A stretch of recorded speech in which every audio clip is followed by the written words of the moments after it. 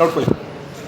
ಅಮೃತವನುಂಬ ಶಿಶುವಿಂಗೆ ವಿಷ ನೋಡುವರೆ ಅಯ್ಯ, ನೆಳಲ ತಂಪಿನಲ್ಲಿ ಬೆಳೆದ ಸಸಿಗೆ ಉರಿಯ ಬೇಲಿಯ ಕಟ್ಟುವರೆ ಅಯ್ಯ, ಚನ್ನಮಲ್ಲಿಕಾರ್ಜುನಯ್ಯ. ಮೊದಲನೇ ಲೈನಲ್ಲಿ ಏನು ಹೇಳ್ತೀವ್ರೆ ಅಂತ ಹೇಳಿದ್ರೆ, ಅಮೃತ ಅಂತ ಹೇಳಿದ್ರೆ ನಾವೇನು ಮಾಡ್ತೀವಿ, ಅದೊಂದು ಹಾಲು ಅಂದರೆ ಅಮೃತ ಅಂತ ಹೇಳಿದ್ರೆ ನಾವು ತಾಯಿ ಎದೆ ಹಾಲನ್ನು ಸಂಕೇತ ಮಾಡ್ತೀವಿ. ಅಂದರೆ ಇಲ್ಲಿ ಒಂದು ಮಗುವಿಗೆ ಬೇಕಾಗಿರ್ತಕ್ಕಂತಹ ಒಳ್ಳೆಯ ವಿಚಾರಗಳನ್ನು, ಅಂದರೆ ಹಾಲಿನ ಮೂಲಕವಾಗಿ ಒಳ್ಳೆಯ ವಿಚಾರಗಳನ್ನು ತಲುಪಿಸ್ಬೇಕು. ಅಂದರೆ ಅಮೃತದ ಮೂಲಕವಾಗಿ ಕೊಡ್ತಕ್ಕಂಥ ವಿಚಾರಗಳನ್ನು ನಾವೇನು ಮಾಡ್ತಿದ್ದೀವಿ, ವಿಷದ ಮೂಲಕವಾಗಿ ಕೊಡ್ತಾ ಇದ್ದೀವಿ. ವಿಷ ಅಂತ ಹೇಳಿದ್ರೆ ಅನೈತಿಕವಾಗಿರ್ತಕ್ಕಂಥ ವಿಚಾರಗಳು ಅಥವಾ ಬೇಡದೇ ಇರತಕ್ಕಂಥ ವಿಚಾರಗಳನ್ನು ಆ ಮಗುವಿನ ತಲೆಗೆ ತುಂಬ್ತಾ ಹೋಗ್ತಿದ್ದೀವಿ. ಒಳ್ಳೆ ವಿಚಾರಗಳನ್ನು ಆ ಮಗುವಿಗೆ ತುಂಬ್ತಾ ಇಲ್ಲ. ಹೀಗೆ ಆ ಮಗುವನ್ನು ಕೆಟ್ಟ ದಾರಿ ಹಿಡಿಯೋ ರೀತಿಯಲ್ಲಿ ಮಾಡ್ತಾ ಇದ್ದೀವಿ ಅನ್ನೋದು ಮೊದಲನೇ ಲೈನ್ನ ಅರ್ಥ. ಎರಡನೇ ಲೈನು, ನೆಳಲ ತಂಪಿನಲ್ಲಿ ಬೆಳೆದ ಸಸಿಗೆ ಉರಿಯ ಬೇಲಿಯ ಕಟ್ಟುವರೆ ಅಯ್ಯ. ಈಗ ಯಾವುದೋ ಒಂದು ಗಿಡ ಏನು ಮಾಡ್ತಿದೆ, ದೊಡ್ಡ ಗಿಡದ ಕೆಳಗಡೆ ಬೆಳೀತಾ ಇರುತ್ತೆ, ಯಾವಾಗಲೂ ಕೂಡ ಅದಕ್ಕೆ ನೆರಳು ಬೇಕಾಗ್ತಾ ಇರುತ್ತೆ. ಹಾಗೆ ಅದನ್ನು ತಪ್ಪಿಸ್ಬಿಟ್ರೆ ಏನಾಗ್ಬಿಡುತ್ತೆ, ಆ ಗಿಡ ಅನ್ನೋದು ಕೂಡ ಸತ್ತೋಗ್ಬಿಡುತ್ತೆ. ಹಾಗೆ ನಾವು ಕೂಡ ದೊಡ್ಡವರ ಅಂಡರಲ್ಲಿ ಬೆಳೀತಾ ಇರಬೇಕಾದಾಗ ಅವರ ಒಳ್ಳೆಯ ಭಾವನೆಗಳನ್ನು ಕಲ್ತ್ಕೊಳ್ಳೋದ್ರ ಮೂಲಕವಾಗಿ ನಾವು ಆ ಭಾವನೆಗಳನ್ನು ಕಲಿತು ಅಥವಾ ಆ ವಿಚಾರಗಳನ್ನು ಕಲಿತು ದೊಡ್ಡವರಾಗಬೇಕು. ಸೊ ಇನ್ನೊಬ್ಬರ ಅಧೀನದಲ್ಲಿ ನಾವು ಬೆಳೀತಾ ಇರಬೇಕಾದಾಗ ಅವರು ಕೆಟ್ಟ ವಿಚಾರಗಳನ್ನು ನಮಗೆ ತುಂಬ್ತಾರೆ ಅಂತ ಹೇಳಿದ್ರೆ ಆ ವಿಚಾರಗಳ ಮೂಲಕವಾಗಿ ನಾವೇನು ಮಾಡ್ತಿರ್ತೀವಿ, ಬೆಳೀತಾ ಹೋಗ್ತೀವಿ. ಆದ್ದರಿಂದ ದೊಡ್ಡವರಾಗಿರ್ತಕ್ಕಂಥವ್ರು ಒಳ್ಳೆ ವಿಚಾರಗಳನ್ನು ಹೇಳ್ಕೊಡೋದ್ರ ಜೊತೆಗೆ ಚಿಕ್ಕವರು ಆ ವಿಚಾರಗಳನ್ನು ತಿಳ್ಕೊಳ್ತಾ ಹೋಗ್ತೀರಿ. ಅಂದರೆ ಮಗುಗೆ ನಾವು ಒಳ್ಳೆ ವಿಚಾರಗಳನ್ನು ತಿಳಿಸೋದ್ರ ಮೂಲಕವಾಗಿ ಆ ಮಗುವನ್ನು ಬೆಳೆಸಬೇಕು. ಹಾಗೆ ಹಿರಿಯರು ಅನ್ನಿಸ್ಕೊಂಡಿರೋರು ಕೂಡ ಒಳ್ಳೆ ವಿಚಾರಗಳನ್ನು ಹೇಳ್ಕೊಡೋದ್ರ ಮೂಲಕವಾಗಿ ಆ ಮಕ್ಕಳನ್ನು ಬೆಳೆಸ್ತಾ ಹೋಗಬೇಕು. ಆದರೆ ನಮ್ಮ ಸಮಾಜ ಏನಾಗಿದೆ ಅಂತ ಹೇಳಿದ್ರೆ, ಒಳ್ಳೆ ವಿಚಾರಕ್ಕಿಂತ ಅತಿಯಾಗಿರ್ತಕ್ಕಂಥ ಕೆಟ್ಟ ವಿಚಾರಗಳನ್ನು ಹೇಳ್ಕೊಡೋದ್ರ ಮೂಲಕವಾಗಿ ಇವರೆಲ್ಲರನ್ನ ಅಥವಾ ಒಂದು ದಾರಿಯನ್ನು ತಪ್ಪಿಸ್ತಾ ಇದ್ದಾರೆ ಅನ್ನೋದನ್ನು ಆ ವಚನದಲ್ಲಿ ನಾವು ನೋಡ್ತಾ ಹೋಗ್ತೀವಿ. ಕ್ಲಿಯರ್. ನಿಮ್ಮ ಕರುಣದ ಕಂದನೊಡನೆ ಸೂನೆಗಾರರ ಮಾತನಾಡಿಸುವರೆ ಅಯ್ಯ, ಅನ್ನ ನೀಡುವವರಿಗೆ ಧಾನ್ಯವೆಸವ ಲೋಕ, ಅರ್ಥವ ಕೊಡುವವರಿಗೆ ಪಾಷಾಣವೆಸವ ಲೋಕ. ಇಲ್ಲಿ ನಿಮ್ಮ ಕರುಣದ ಕಂದನೊಡನೆ ಅಂತ ಹೇಳಿದ್ರೆ, ಕರುಣೆಯಿಂದ ವಾತ್ಸಲ್ಯದಿಂದ ಹುಟ್ಟಿರ್ತಕ್ಕಂಥ ಮಗು ಏನಿದೆಯಲ್ಲ, ಆ ಮಗುವನ್ನು ಕಟುಕರ ಜೊತೆ ಸೇರಿಸ್ಬಿಟ್ಟು ಅಥವಾ ಕಟುಕರ ಜೊತೆ ಮಾತಾಡೋಕ್ಕೆ ಸೇರಿಸೋದಕ್ಕೆ ಬಿಟ್ಟರೆ ಆ ಮಗು ಒಳ್ಳೆ ಮಗುವಾಗಿ ಬೆಳೆಯುತ್ತಾ, ಅಥವಾ ಸಂಘದಿಂದ ಸನ್ಯಾಸಿ ಕೆಟ್ಟ ಅನ್ನೋ ಒಂದು ಮಾತಿದೆಯಲ್ಲ, ಆ ಮಾತಿನಂತೆ ಈ ಮಗುನೂ ಕೂಡ ಕೆಟ್ಟ ವಿಚಾರಗಳನ್ನು ಕಲಿಯೋದ್ರ ಮೂಲಕವಾಗಿ ತನ್ನ ಅಸ್ತಿತ್ವವನ್ನು ಕಾಪಾಡ್ಕೊಳ್ಳೋದನ್ನು ಬಿಟ್ಬಿಡತ್ತೆ ಅನ್ನೋದನ್ನು ಹೇಳ್ತಾ ಇದೆ. ಅನ್ನ ನೀಡುವವರಿಗೆ ಧಾನ್ಯವೆಸವ ಲೋಕ, ಅರ್ಥವ ಕೊಡುವವರಿಗೆ ಪಾಷಾಣವೆಸವ ಲೋಕ. ಅಂದರೆ ಪ್ರತಿಯೊಬ್ಬರಿಗೂ ಕೂಡ ಏನು ಮಾಡ್ತಾ ಇರ್ತಾರೆ, ಅನ್ನವನ್ನು ದಾನವಾಗಿ ಕೊಡ್ತಾ ಇರ್ತಾನೆ. ಅಂದರೆ ಪ್ರತಿಯೊಬ್ಬರಿಗೂ ಭೋಜನ ಕೊಡ್ತಾ ಹೋಗ್ತೀವಲ್ವಾ, ಅಂದರೆ ಪ್ರಸಾದವನ್ನು ಕೊಡ್ತಾ ಹೋಗ್ತಿರ್ತೀವಿ. ಅಥವಾ ಇನ್ನೊಬ್ಬರು ಬೇರೆಯವ್ರ ಮನೆಗೆ ಬಂದಾಗ ಅವ್ರಿಗೆ ಏನು ಮಾಡ್ತಾರೆ, ಅನ್ನವನ್ನು ಹಾಕಿ ಕಳಿಸ್ತಾರಲ್ವ, ಅಂಥವ್ರಿಗೆ ನೀವು ಮಾಡಬೇಡಿ ಅಂತ ಹೇಳಿ ವಿಷವನ್ನು ಕೂಡ ನಾವೇನು ಮಾಡ್ತಿರ್ತೀವಿ, ಬಿತ್ತುತ್ತಾ ಇರ್ತೀವಿ.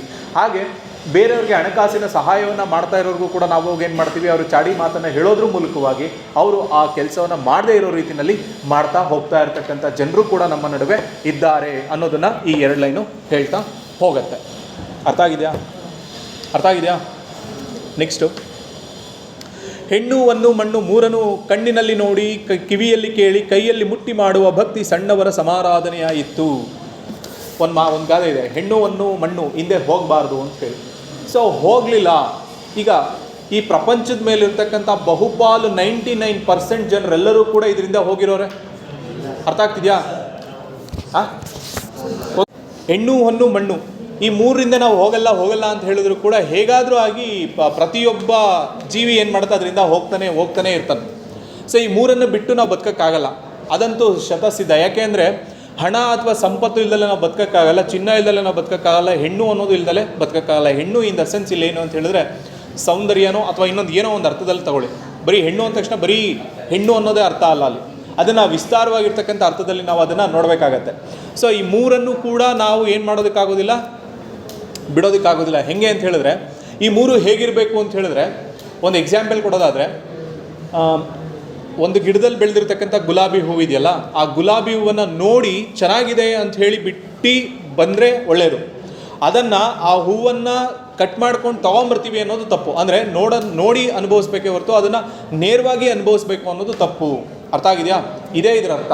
ಸೊ ಆದ್ದರಿಂದ ಹೆಣ್ಣು ಹೊನ್ನು ಮಣ್ಣು ಇದರಿಂದ, ಸೊ ಈ ಮೂರಿಂದ ಹೋಗೋದಕ್ಕಿಂತ ನಾವು ಆ ಮೂರು ನಮ್ಮಿಂದ ಬರೋ ಥರ ನಾವು ಮಾಡ್ಕೋಬೇಕು ಅಂತ ಅಂದ್ಕೊಳ್ತೀವಿ. ಆದರೆ ಜಗತ್ತಿನಲ್ಲಿ 1% ಅಥವಾ 0.001% ಜನಕ್ಕೆ ಮಾತ್ರ ಹೆಣ್ಣು ಹೊನ್ನು ಮಣ್ಣು ನಾವು ಬಯಸ್ತಿಲ್ಲ ಅಂತ ಹೇಳಿದ್ರೆ ಅವ್ರ ಹಿಂದೆ ಹೋಗ್ತಾವೆ. ಇನ್ನು ಪ್ರಪಂಚದಲ್ಲಿರ್ತಕ್ಕಂಥ ಅಷ್ಟೋ ಜನರಿಂದ ಹೆಣ್ಣು ಹೊನ್ನು ಮಣ್ಣನ್ನು ಹುಡ್ಕೊಂಡು ಹೋಗೋರೇ ಜಾಸ್ತಿ. ಸೊ ಹುಡ್ಕೊಂಡು ಹೋಗಿ ಶ್ರೀಮಂತರಾಗ್ತಾರೆ ಹೊರತು ಬಿಟ್ಟು ಅದು ಹುಡ್ಕೊಂಡು ಹೋಗ್ದಲೇ ಶ್ರೀಮಂತರಾಗಕ್ಕಾಗತ್ತಾ?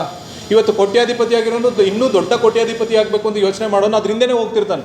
ಅದನ್ನು ಬಿಟ್ಬಿಟ್ಟು ವಾಪಸ್ ಬಂದುಬಿಟ್ರೆ ಕೋಟ್ಯಾಧಿಪತಿ ಆಗ್ತಾನೆ, ಆಗೋದಿಲ್ಲ. ಆದರೆ ಇಲ್ಲಿ ಏನು ಹೇಳ್ತೀರಿ ಅಂತ ಹೇಳಿದ್ರೆ, ಅದನ್ನು ಯಾವ ಮಟ್ಟಕ್ಕೆ ನಾವು ಬಳಸ್ಕೋಬೇಕೋ ಆ ಮಟ್ಟಕ್ಕೆ ಮಾತ್ರ ಬಳಸ್ಕೋಬೇಕೇ ಹೊರತು ಅತಿ ಆಸೆಯಿಂದ ಅದನ್ನು ಬಳಸ್ಕೊಳ್ಳೋಕ್ಕೆ ಹೋಗಬಾರ್ದು.